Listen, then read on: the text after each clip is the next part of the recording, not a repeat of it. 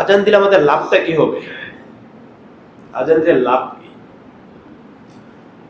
মুহাদ্দিসিনে কেরাম 4টি লাভ ফায়দা উল্লেখ করেছেন। তার মধ্যে একটি হলো কালিমাতুত তাওহীদ। এক নম্বর কি?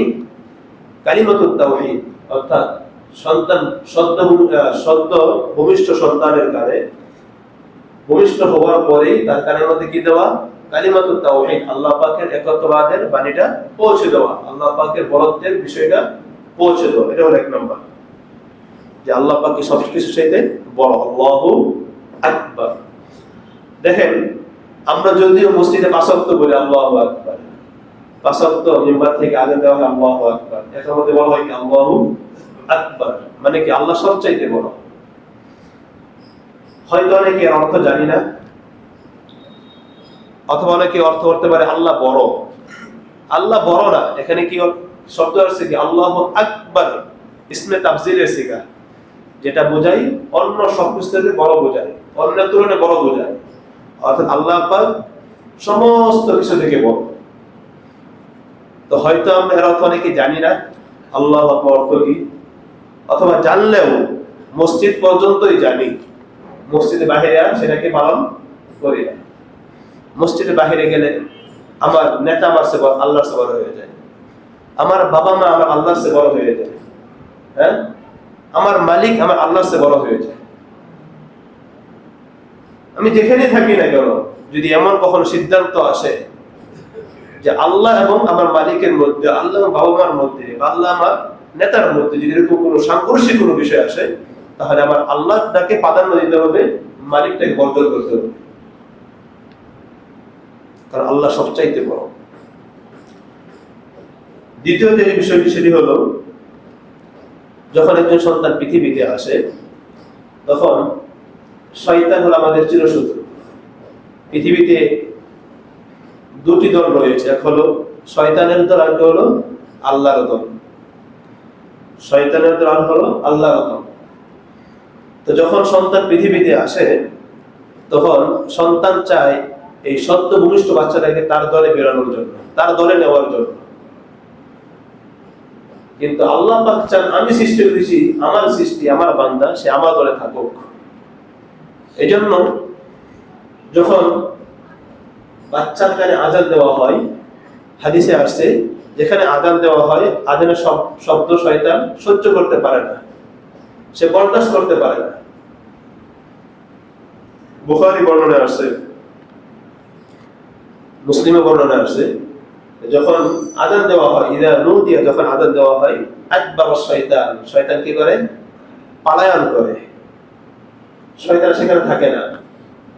শুধু তাই না, ওয়ালাহু দুরাদ, সে বায়ু নির্গত করতে করতে পালন করে থাকে। এজন্য যখন সন্তান ভূমিষ্ঠ হয়, আল্লাহ চায় বান্দা আমার দলে থাক, আর শয়তান কি চায়? তার দলে নেওয়ার জন্য। তো শয়তান থেকে বাঁচানোর জন্য কি করতে হবে? আজান দিতে হবে। 3 নাম্বার হলো আজান দেওয়ার লাভ কি?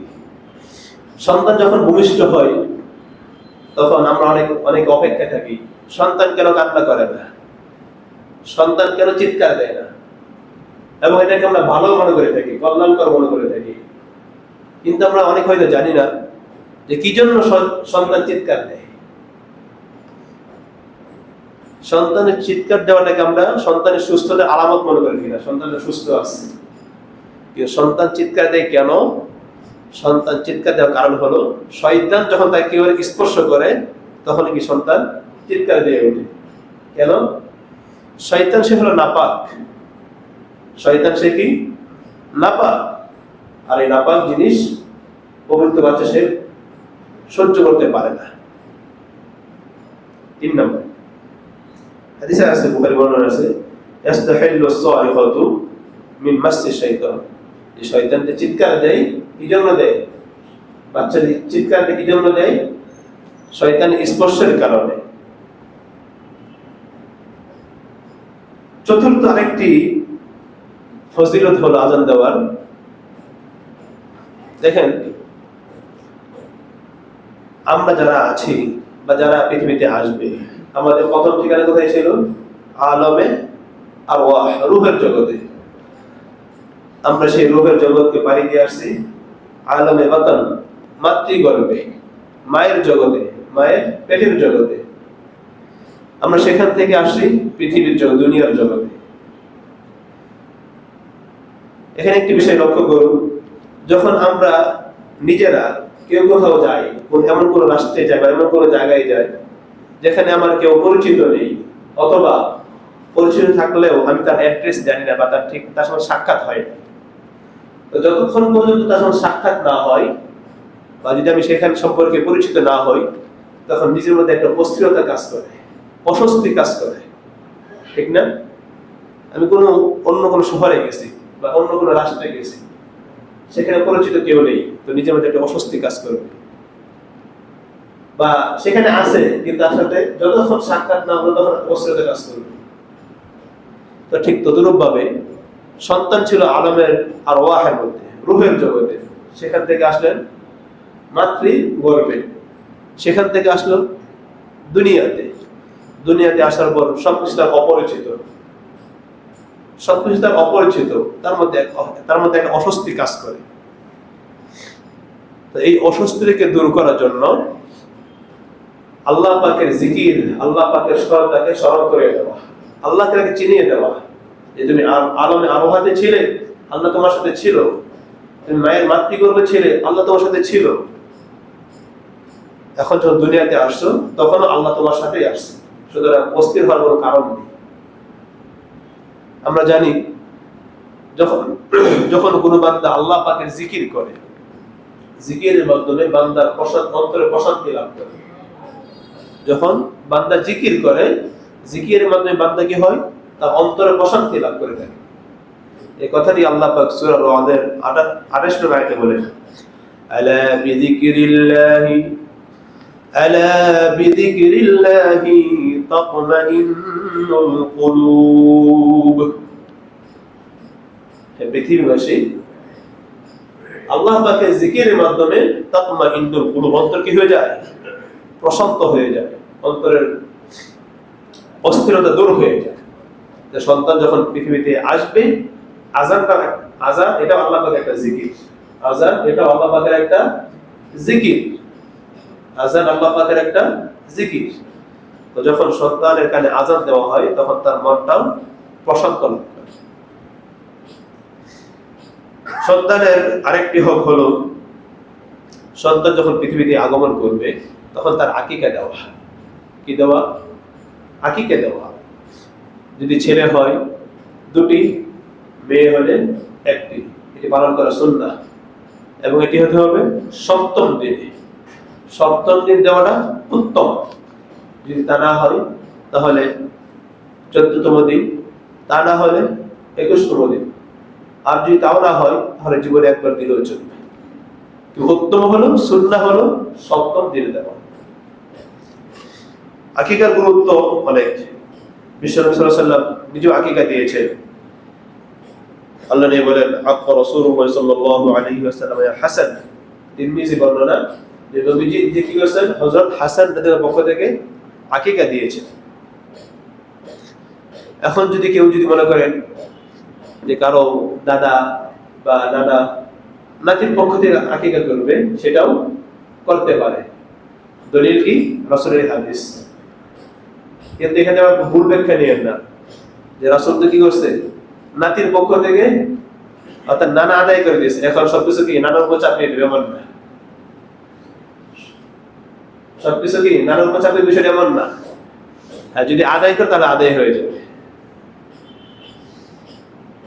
আল্লাহ বলেন, মান আহাব্বা আন ইয়ানসুকা আন ওয়ালাদিহি, যে ব্যক্তি চায় যে সে তার সন্তানের পক্ষ থেকে আকিকা দিবে, যে ব্যক্তি পছন্দ করে, যে ব্যক্তি ভালোবাসে তার সন্তানের পক্ষ থেকে আইয়ানসুকা, কুরবানি করবে, ঠিক আছে? ফালিয়ানসুক আনহু, সে যেন কি করে? কুরবানি করে, আকিকা দেয়।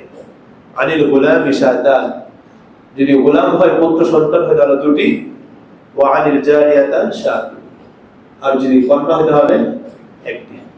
এখানে আরেকটা বিষয়, যখন আমি পুত্রের পক্ষ থেকে 2টি ছাগল জবাই করবো, আকিকা দিব, তখন এখানে আমাকে খেয়াল রাখতে হবে যেন মুকাফিয়াতান, যেন সমতা হয়, এমন যেন না হয় একটা ছাগল 10,000 আর একটা 20,000। আল্লাহ নবী কি বললেন? মুকাফিয়াতান, উভয় ছাগল কি হবে? সমবয়সীর হবে, সমমানের হবে, দামে এক থাকবে, কাছাকাছি থাকবে। এমন পার্থক্য না, ডিফারেন্স না যেটা কি 10,000 20,000 বা 10,000 15,000 এমন যেন না হয়, কাছাকাছি হবে, পাশাপাশি বয়সের হবে, উচ্চতা ঠিক থাকবে, এমন থাকবে।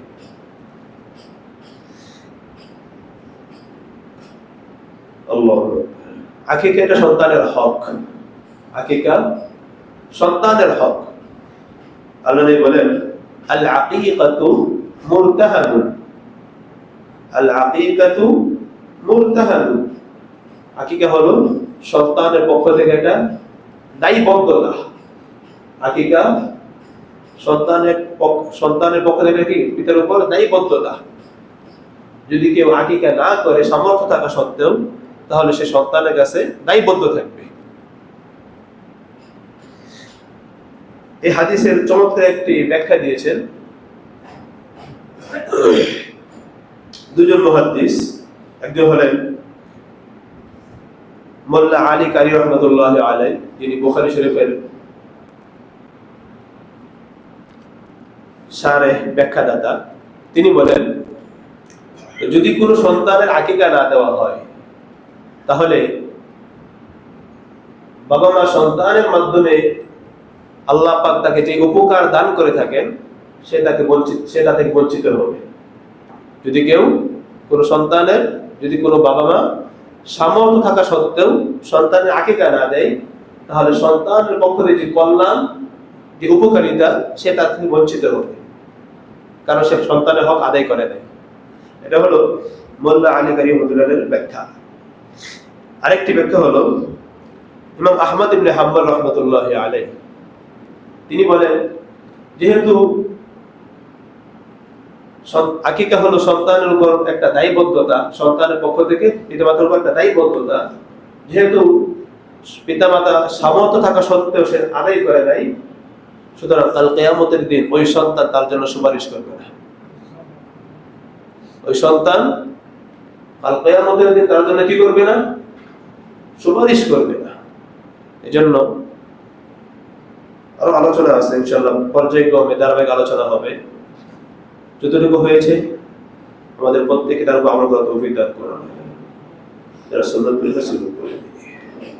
সন্তান পৃথিবীতে আসার আগে সন্তানের কি, বাবা মার উপর সন্তানের কি দায়িত্ব, আমরা সেগুলো জেনেছি পর্যায়ক্রমে। তার মধ্যে একটি ছিল, যদি আমরা একজন ভালো সন্তান পেতে চাই, ভালো সন্তান লাভ করতে চাই, যদি পৃথিবীকে একটি ভালো সন্তান উপহার দিতে চাই, তাহলে 1 নম্বর আমাদের দায়িত্ব হলো, যারা বাবা মা, তাদের দায়িত্ব হলো, একজন বাবার জন্য দায়িত্ব হলো একজন সন্তানের জন্য ভালো মা নির্বাচন করা। 2 নম্বর দায়িত্ব হলো একজন মায়ের জন্য, সন্তানের জন্য একজন ভালো বাবা নির্বাচন করা। 3য় দায়িত্ব হলো,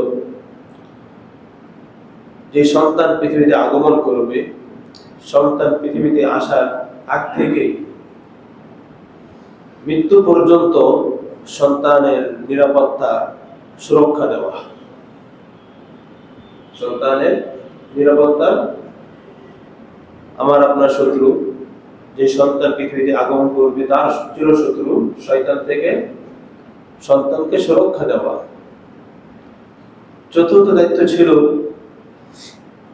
সন্তান হওয়ার পর বা সন্তান হওয়ার আগে যিনি সন্তান দান করবেন, সন্তান যিনি দান করবেন, আমরা যার থেকে সন্তান পাবো তার কাছে সন্তানের জন্য দোয়া করা।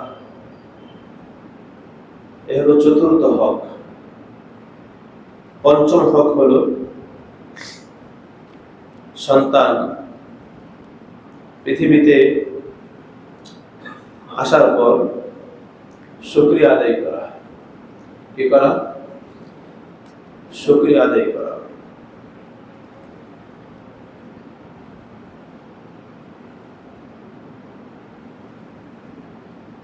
আমাদের অনেকের ক্ষেত্রে দেখা যায়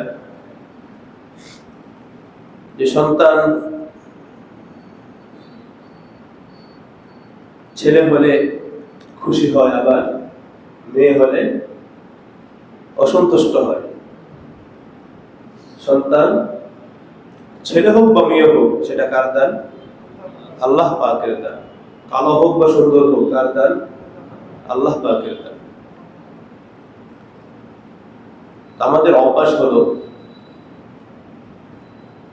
যে সন্তান হওয়ার পর আমরা জিজ্ঞেস করি সন্তানটা কি হয়েছে, যেটা আমাদের গত সপ্তাহে আমরা আংশিক আলোচনা করেছিলাম, যে সন্তান হওয়ার আমরা জিজ্ঞেস করি কি সন্তান হয়েছে, ছেলে না মেয়ে? সন্তান ছেলে না মেয়ে? এমনটা জিজ্ঞাসা করা উচিত না, এরকম জিজ্ঞাসা করা উচিত নয়। কারণ সন্তান আল্লাহ পাক যাই দেখ না কেন, হোক মেয়ে হোক ছেলে, সেটা কার পক্ষ থেকে? আল্লাহ তাআলার পক্ষ থেকে। আল্লাহ তাআলা আমার জন্য, আপনার জন্য যেটা কল্যাণকর মনে করেছে আল্লাহ পাক সেটাই দিয়েছে। আরে আমি আর আপনি কন্যা হওয়াতে অসন্তুষ্ট হই, অথচ যাদের মোটেই সন্তান হয় না, তারা গিয়ে দেখেন বছরের পর বছর কখনো আল্লাহর কাছে, কখনো বিভিন্ন সাধকের কাছে, কখনো ডাক্তারের কাছে বিভিন্ন দৌড়াচ্ছে, তারপরও সন্তান হচ্ছে না। তারা বুঝে সন্তানের মর্ম কি। এই জন্য সন্তান যাই হোক আলহামদুলিল্লাহ বলা। কি বলা? আলহামদুলিল্লাহ বলা, আল্লাহ পাকের শুকরিয়া আদায় করা। আম্মা জান আয়েশা সিদ্দিকা রাদিয়াল্লাহু তাআলা আনহার ব্যাপারে বর্ণনা আছে। ইমাম বুখারী রাহমাতুল্লাহি আলাইহি লিখিত একটি কিতাব, প্রসিদ্ধ একটি কিতাব আল আদাবুল মুফরাদ, এই কিতাবে আছে যে আম্মা জান আয়েশা সিদ্দিকা রাদিয়াল্লাহু তাআলা আনহা তিনার বংশে যখন কোনো সন্তান লাভ করত, তখন তিনি জিজ্ঞেস করতেন না সন্তানটা কি ছেলে না মেয়ে, এমন জিজ্ঞেস করতেন না। কি জিজ্ঞেস করতেন? খুলিকা সাবিয়ান, সন্তানটা কি সুস্থ হয়েছে, সন্তানটা কি সার্বিকভাবে সুস্থ হয়েছে। এই হাদিসটি বর্ণিত হয়েছে আদাবুল মুফরাদ। আল্লাহ নবী বলেন, হাদিসটি বর্ণিত কাসির ইবনে উবাইদ থেকে, তিনি বলেন কানাত আয়েশা রাদিয়াল্লাহু তাআলা আনহা ইযা উলিদা ফি আহলিহা মাওলুদুন লা তাসআল গুলামান ওয়ালা জারিয়ান তাকুলু খুলিকা সাবিয়ান إذا قيل نعم فقالت الحمد لله رب العالمين। আমাদের আয়েশা সিদ্দিকা রাদিয়াল্লাহু তাআলা আনহা বংশে যখন কোন সন্তান জন্ম নিত, তখন তিনি লা গুলামান ওয়ালা জারিয়া, এটা কি গোলাম, এটা কি পুত্র সন্তান, ওয়ালা জারিয়া না এটা কন্যা সন্তান, সে জিজ্ঞেস করতেন না। তিনি কি বলতেন? তাকুলু খুলিকা সাবিয়ান, সন্তানটা কি সুস্থ হয়েছে, এটা জিজ্ঞেস করতেন। ইদা কিলা নাআম, যখন বলা হতো হ্যাঁ সন্তানটা সুস্থ হয়েছে সার্বিকভাবে, তিনি কি বলতেন? ফাকালাত আলহামদুলিল্লাহি রাব্বিল আলামিন, সমস্ত প্রশংসা আল্লাহ তাআলার, যিনি জগৎবাসীর রব, প্রতিপালক। তিনি শুকরিয়া আদায় করতেন।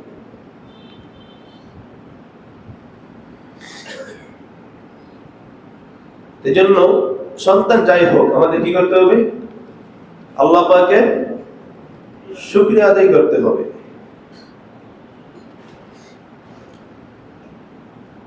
হাদিস শরীফে আছে যদি কারো সন্তান হয়, যদি সন্তান সুস্থ হয় তাহলে শুকরিয়া আদায় করব।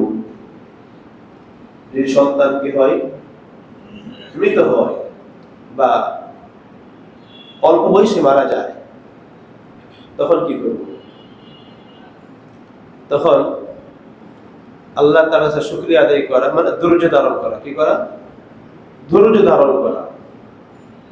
কারণ যাদের সন্তান মৃত সন্তান হয় বা অল্প বয়সে মারা যায়, নাবালিগ অবস্থায় মারা যায়, তাদের জন্য জান্নাতের রাস্তা, জান্নাতের পথ সহজ হয়ে যায়।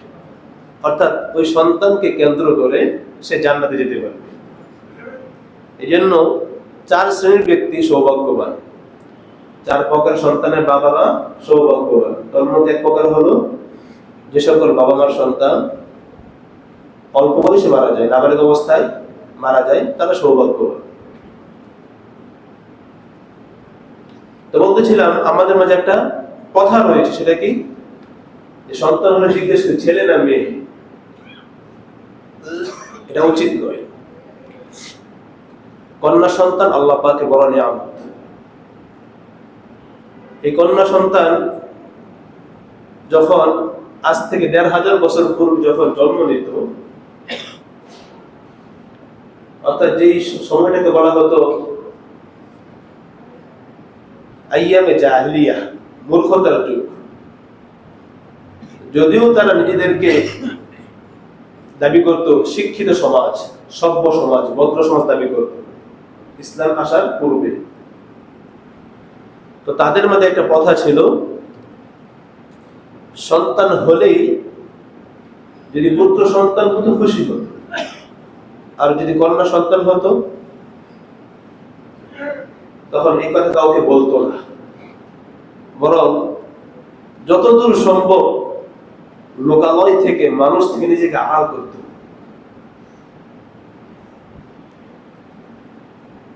কথাটা এই জন্য বলতেছি যে বর্তমানে মাঝে মাঝে দেখা যায় অনেকে আছে নারীর অধিকার নিয়ে কথা বলে, নারীর অধিকার নিয়ে কথা বলা হয়, কিন্তু যখন এই জাহিলিয়াত যুগের এই বিষয়টা সামনে আসে, আর যখন ইসলামের বিষয়টা সামনে আসে, তখন এমনিতে হাসি চলে আসে।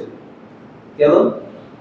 যেখানে নারী সমাজ ছিল অবহেলিত, এতটাই অবহেলিত যে আল্লাহ পাক নিজে কোরআন কারীমে বলছেন তারা কেমন অবহেলিত ছিলেন, সেখান থেকে ইসলাম তাদেরকে কি বলেছেন, যে নারীরা হলো নারীর পায়ের নিচে, নারীর পায়ের নিচে সমস্ত পুরুষের জান্নাত,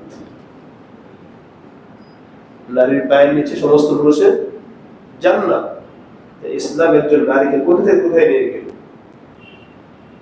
ইসলাম পূর্ব যুগে নারীকে মনে করা হতো বংশের কলঙ্ক, জাতির কলঙ্ক, নিজেকে নিজে অপমানিত মনে করত, নিজেকে নিজে লজ্জাবোধ করত, সে মানুষ থেকে আড়ালে থাকতো, দূরে থাকতো, বাহিরে বের হতো না। আল্লাহ পাক এই কথাটাই তাদের যেই একটা চরিত্র ছিল, তথাকথিত শিক্ষিত সমাজ যারা, সভ্য সমাজ যারা দাবি করত আইয়ামের জাহিলিয়াতের লোকেরা, তাদের যে চরিত্র ছিল, যে তাদের যে চিত্র ছিল, আল্লাহ পাক তাদের একটা চরিত্রের একটা চিত্র কোরআন কারীমে তুলে ধরেছে। আল্লাহ রাব্বুল আলামিন সূরা নাহালের ৫৮ এবং ৫৯ নং আয়াতে বলেন, ওয়াইদা বুশিরা আহাদুহুম বিল উনসা যাল্লা ওয়াজহুহু মুসওয়াদ্দান ওয়া হুয়া কাযীম ইয়াতাওয়ারা মিনাল কওমি মিন সুই মা বুশিরা বিহি আয়ুমসিকুহু আলা হুনিন আম ইয়াদুসসুহু ফিত তুরাব আলা সাআ মা ইয়াহকুমুন। আল্লাহ রাব্বুল আলামিন এই আয়াতে তথাকথিত সে জাহিলি যুগের যে শিক্ষিত সমাজ ছিল, তাদের একটি চিত্র তুলে ধরেছেন এভাবে, যখন তাদেরকে ওয়াইদা বুশিরা আহাদুহুম বিল উনসা, যখন তাদেরকে পুত্র সন্তানের সুসংবাদ দেওয়া হতো, অর্থাৎ যখন তাদের কন্যা সন্তানের সুসংবাদ দেওয়া হতো, যখন তাদের কন্যা সন্তান লাভ করত, তখন তারা কি করত, যাল্লা ওয়াজহুহু মুসওয়াদ্দা ওয়া হুয়া কাযীম, তাদের চেহারাটা মলিন হয়ে যেত, চেহারাটা কালো হয়ে যেত, তারা ব্যথিত হতো। শুধু তাই না, ইয়াতাওয়ারা মিনাল কওমি মিন সুই মা বুশিরা বিহি, বরং তারা এই কন্যা সন্তানকে নিজেদের জন্য লজ্জাজনক ভেবে, অপমানজনক ভেবে, ইয়াতাওয়ারা মিনাল কওম, তারা মানুষ থেকে, লোকালয় থেকে আড়ালে থাকতো, বাহিরে বের হতো না, লুকিয়ে থাকতো, যে মানুষ কি বলবে, কন্যা সন্তানের বাবা মানুষ কি বলবে।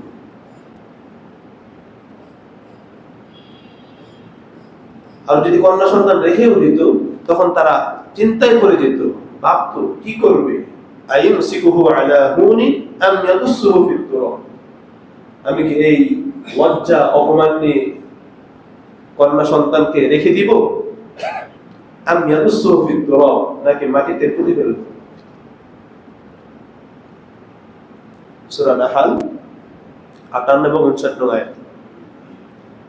আল্লাহ পাক বলেন, আলা সা মা ইয়াহকুমুন, হে পৃথিবীবাসী তোমরা দেখো যে তৎকালীন যুগের শিক্ষিত সমাজের, সভ্য সমাজের অবস্থা কেমন ছিল, তাদের বিচার ব্যবস্থা কেমন ছিল, তাদের চিন্তা বিবেক কেমন জঘন্যতম ছিল, নিকৃষ্ট ছিল।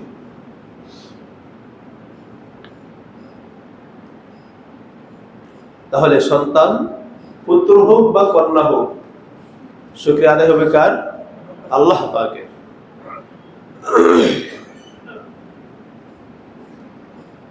আল্লাহ আমার জন্য পুত্র সন্তান কল্যাণকর কিনা, আমার জন্য কন্যা সন্তান কল্যাণকর কিনা না ক্ষতিকর, এটা জানেন কে? আল্লাহ পাক জানেন। অনেক সময় দেখা যায় অনেক বাবা মা এমন জুলুম করে থাকে, নির্দয় আচরণ করে থাকে, যে এক সন্তানকে তার নামে সমস্ত সম্পত্তি লিখে দেয়, আরেক সন্তানকে কিছুই দেয় না। অথবা এক সন্তানকে দামি যে জায়গাটা আছে সেটা দিয়ে দেয়, আরেকজনকে যেটা কম দামি জায়গা সেটা দেয়। অথবা একজনের পিছনে এত বেশি খরচ করে এটাকে সুশিক্ষিত করার জন্য, সুপ্রতিষ্ঠিত করার জন্য অনেক সময় নিজের বাড়ি ভিটাও বিক্রি করে দেয়। কিন্তু বাস্তবতা হলো, দেখা যায় যে যেই সন্তানের পিছনে তার এই বাড়ি ভিটা বিক্রি করা, জমি টাকা খরচ করলো, তার নিজের রক্ত গাম জড়ানো টাকা খরচ করলো, দেখা যায় ওই সন্তান যাকে প্রতিষ্ঠিত করার জন্য বাবা মা এত কিছু করলো, দেখা যায় ওই সন্তানটাই বাবা মার একদমই খোঁজখবর নেয় না। আর যেই সন্তান দেখবেন তার জন্য বাবা মা কিছুই করে নাই, বা করলে সামান্য করেছে, তুলনামূলক কম করেছে, দেখবেন ওই সন্তানটাই বাবা মাকে দেখাশোনা করে, তার প্রতি দয়া করে, কৃপা করে।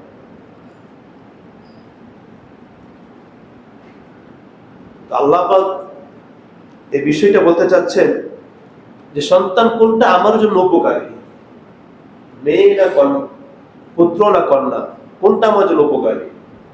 বাবা আমার জন্য উপকারী না ক্ষতিকর, মা আমার জন্য উপকারী না ক্ষতিকর, এটা আমরা কেউ জানি না, সন্তানটাও জানি না, বাবা মাও জানে না। ইহকাল এবং পরকালে বাবা আমার জন্য উপকার হবে কিনা, মা আমার জন্য উপকারী হবে কিনা, কন্যা আমার জন্য উপকারী হবে কিনা, পুত্র আমার জন্য উপকারী হবে কিনা, এটা কে জানে? একমাত্র আল্লাহ পাক জানে। আল্লাহ রাব্বুল আলামিন সূরা নিসার 11 নং আয়াতে বলেন, প্রথমে আল্লাহ পাক এখানে যে মিরাসের যে একটা বর্ণনা আছে, উত্তরাধিকার সম্পত্তি, আল্লাহ পাক যার জন্য যেটা নির্ধারণ করেছেন সেটাই আমার জন্য কল্যাণকর, সেটাই তার জন্য কল্যাণকর। আল্লাহ পাক যার জন্য যে পরিমাণ যতটুকু নির্ধারণ করে দিয়েছেন সেটার মধ্যেই কল্যাণ রয়েছে, সেটার মধ্যেই উপকার রয়েছে, এর বিপরীত অকল্যাণ আর ক্ষতি।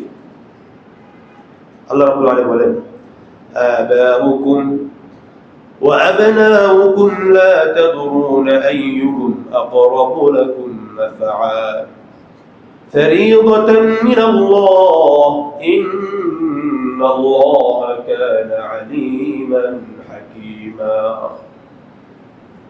মিরাজের কথা আল্লাহ পাক উল্লেখ করার পর আল্লাহ পাক বলেন, আবাউকুম ওয়া আবনাউকুম, তোমাদের পিতামাতা, তোমাদের সন্তান সন্ততি, আইয়ুহুম আকরাবু লাকুম নাফআ,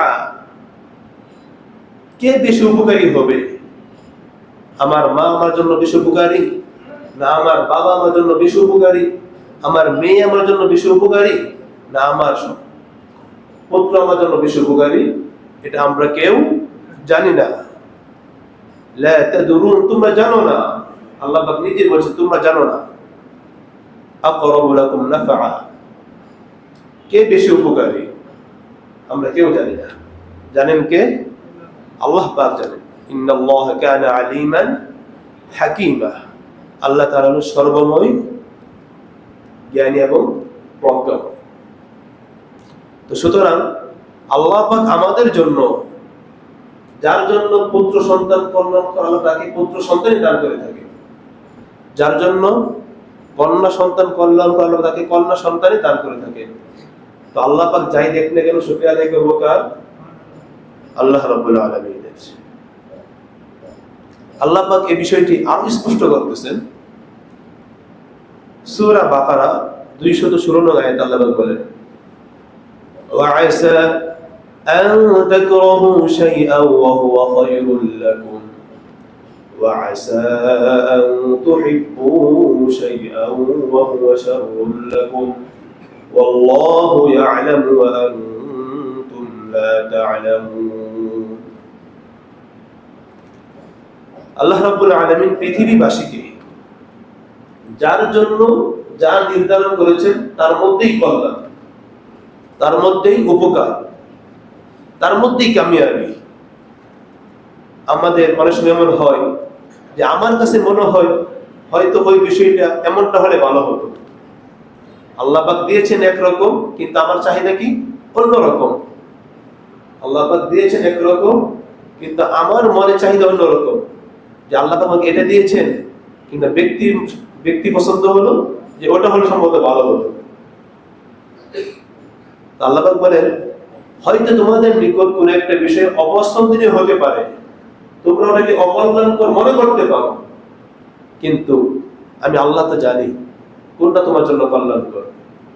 আসা আন তাকরাহু শাইআ, তোমরা যে বিষয়টাকে অপছন্দ করতেছো, তোমরা যে বিষয়টাকে অকল্যাণকর মনে করছো, হুয়া শাররুল লাকুম, তোমাদের জন্য তার মধ্যেই কল্যাণ রয়েছে।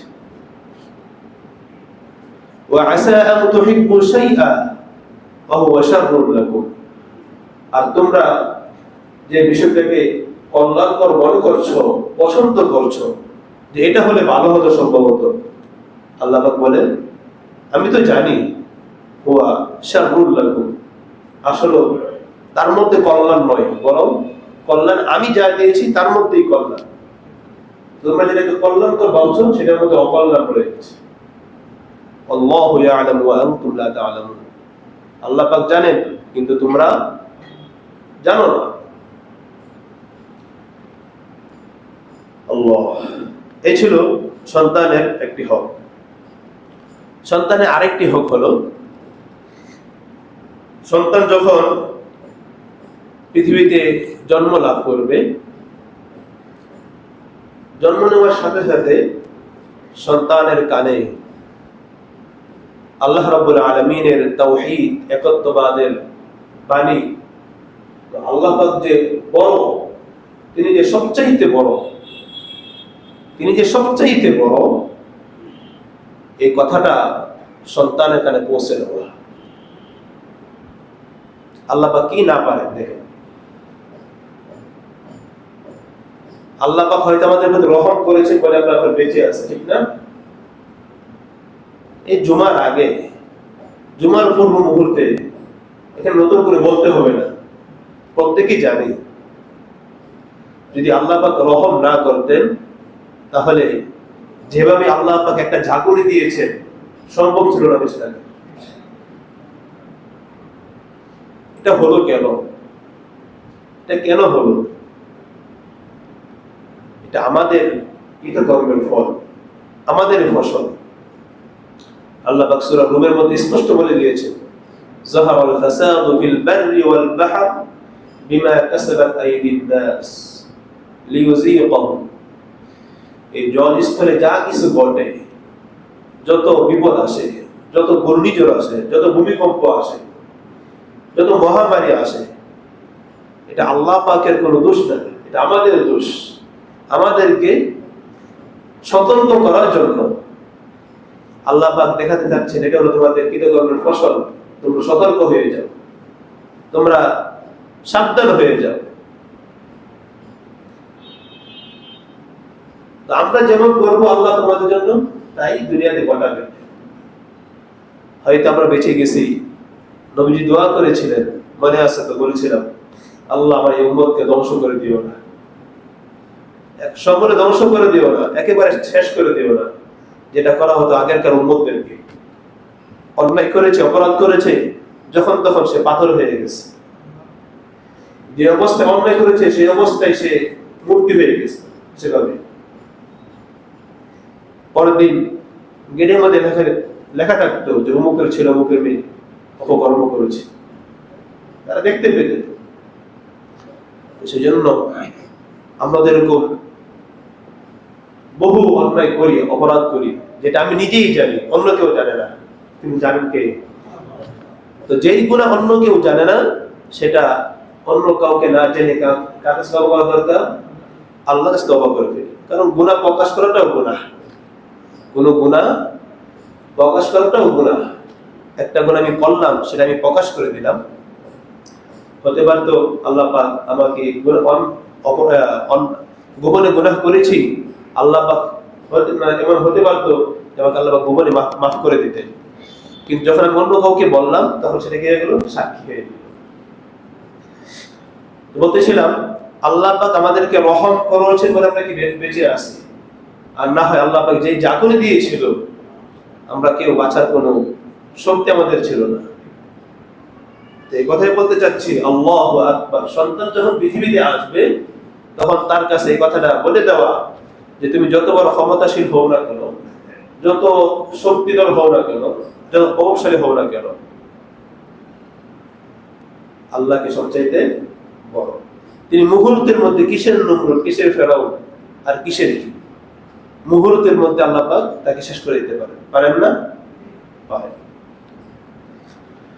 তো সন্তান যখন পৃথিবীতে আগমন করবে, তখন বাবা মা দায়িত্ব হলো ওই সন্তানের কানে আজান দিবে, আল্লাহু আকবার, আল্লাহু আকবার, আশহাদু আল্লা ইলাহা ইল্লাল্লাহ, আশহাদু আল্লা ইলাহা ইল্লাল্লাহ। এভাবে নামাজ যেভাবে আজান দেই, আমরা সেভাবে আজান দিব। সন্তানের কানে তাওহীদের বাণী পৌঁছে দেওয়া, সন্তানের কানে আল্লাহ পাকের বরত্বের কথা পৌঁছে দেওয়া, এটা সন্তানের হক পিতামাতার পক্ষ থেকে। হযরত আবু রাফি রাদিয়াল্লাহু তাআলা আনহু থেকে বর্ণিত, আবু দাউদ, তিরমিজি একাধিক হাদিস কিতাবে আসছে যে তিনি বলেন, রাআইতু রাসূলুল্লাহ সাল্লাল্লাহু আলাইহি ওয়াসাল্লাম আযযানা ফি উযুনিল হাসান ইবনে আলী রাদিয়াল্লাহু তাআলা, যে আমি আল্লাহর নবী বিশ্বনবী সাল্লাল্লাহু আলাইহি ওয়াসাল্লামকে আযান দিতে দেখেছি হযরত হাসান ইবনে আলীর কানে। হযরত হাসান রাদিয়াল্লাহু তাআলার কানে আযান দিতে আমি দেখেছি। কখন? হিনা ওয়ালাদাতুহু ফাতিমা বিস-সালাত, যখন হযরত ফাতিমা রাদিয়াল্লাহু তাআলা আনহা বাচ্চা প্রসব করলেন, হযরত হাসান রাদিয়াল্লাহু প্রসব করলেন, তখন নবী কি করলেন? তার কানে আযান দিলেন, নামাজের আযানের মতো।